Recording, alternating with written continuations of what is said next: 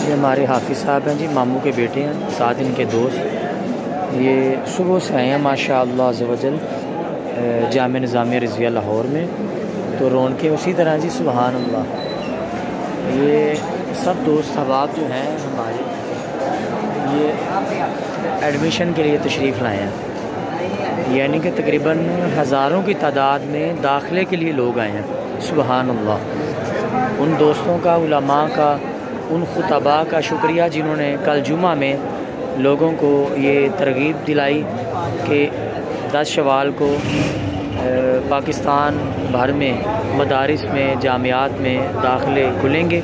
कम अज़ कम एक बच्चा एक बच्ची आप दीन के लिए वक्फ़ करें, दीन के रास्ते पे लगाएं, अपने अकीदे को बचाएं, अपने मसलक के लिए, दीन इस्लाम की सरबुलंदी के लिए आप भी अपना हिस्सा शामिल करें और अपनी आखिरत और बख्शिश के सामान के लिए, आखिरत की भलाई के लिए आप बच्चों को दाखिल करवाएं।